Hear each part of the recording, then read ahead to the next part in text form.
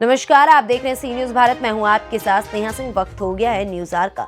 संयुक्त किसान मोर्चा के द्वारा समस्त मध्य प्रदेश में अस्थियों की यात्रा निकाली जा रही है। किसान आंदोलन के दौरान केंद्रीय मंत्री के बेटे द्वारा 4 पहिया वाहन से किसानों पर चढ़ाने का मामला और उससे कुचलने का मामला सामने आया था, जिसमें 5 किसानों की असमय मौत हो गई थी। उन्हीं 5 किसानों की अस्थियों को पूरे मध्य प्रदेश में यात्रा के रूप में घुमाया जा रहा है। वहीं शमशाबाद तहसील मुख्यालय से करीब 15 किलोमीटर दूर स्थित ग्राम बरखेड़ा ये अस्थि यात्रा पहुंची। देखिए ये खास रिपोर्ट। संयुक्त किसान मोर्चा के पदाधिकारियों ने और बरखेड़ा जागीर में समस्त ग्रामवासियों ने श्रद्धांजलि अर्पित की। साथ ही आगरा रियासत के राजा साहब सिंधु विक्रम सिंह ने भी श्रद्धांजलि अर्पित की और आम जन के लिए भी लोगों ने यहां पर श्रद्धांजलि अर्पित की। दर्शनार्थ रखे संयुक्त किसान मोर्चा के पदाधिकारी रामनारायण ने बताया कि बरखेड़ा जागीर में प्रवेश हुआ है। ग्राम और शहर के विभिन्न स्थानों से होते हुए विधानसभा शमशाबाद के अन्य ग्रामों में ये यात्रा पहुंचेगी। आपका नाम क्या है? ये इसका इस पीछे रैली के पीछे क्या क्या उद्देश्य है? मेरा नाम रामनारायण कुररिया। हम संयुक्त किसान मोर्चे की ओर से अस्थि कलश यात्रा लेकर के यहाँ पे आए हैं।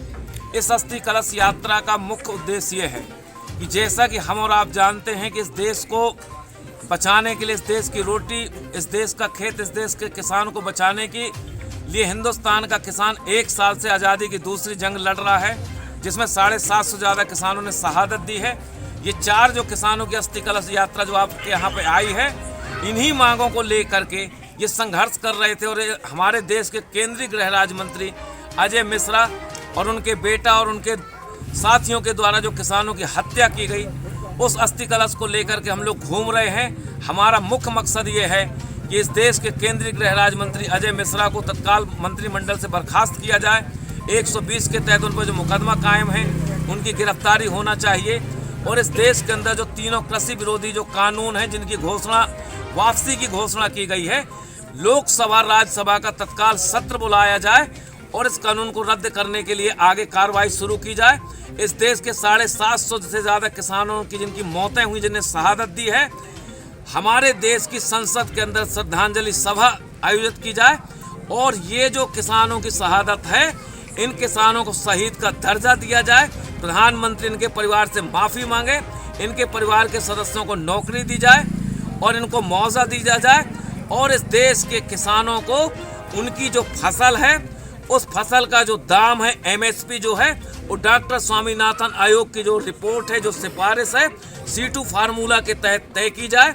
और जो MSP हो, उस MSP खरीदने की गारंटी का प्रावधान का कानून लाया जाए। और इस देश को उपभोक्ताओं की जेबों में डाका डालने के लिए सरकार की तरफ से जो नया विद्युत विधेयक संशोधन लेकर के उसको रद्द किया जाए। किसानों के ऊपर अपना कचरा, अपनी पराली, अपनी नरवाई जलाने के लिए जो सरकार ने कानून लेकर के आई है, जिसमें सजा का प्रावधान है, जेल का प्रावधान, उसको रद्द किया जाए। इन्हीं मांगों को लेकर के हम लोग आज पूरे इलाके में घूमते हुए आज आपके गांव आए। मांग पूरी नहीं हुई तो क्या करेंगे आप? पूरी नहीं होगी तो आपने देखा, किसान 1 साल से अड़ा है। किसान संगठनों का कहना है जब तक मांग पूरी नहीं होगी, जब तक किसानों की घर वापसी नहीं होगी, 6 बॉर्डर पे किसान पड़ा है। ये जो विशाल रैली निकाली गई है, इसके पीछे का मूल उद्देश्य क्या है? कहाँ से निकाली गई? ये जो रैली है, रैली तो हम लोगों ने पहले की है, मतलब बाद में परसों रैली का समापन हो गया है। ये जो है, ये अस्थि कलश यात्रा है। जो किसान शहीद हुए हैं बॉर्डर पे, उनके अस्थि कलश लेके कुरेलिया जी हम सब के बीच में आए हुए हैं।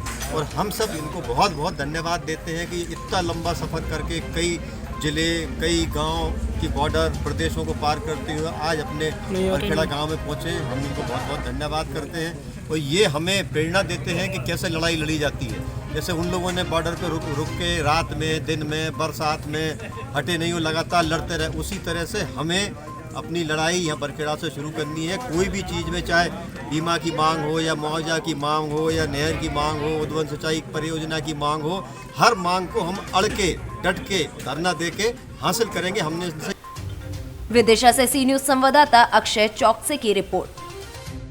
फिलहाल इस खबर में बस इतना ही। देश विदेश की ऐसी तमाम खबरों को देखने के लिए बने रहें सी न्यूज भारत के साथ।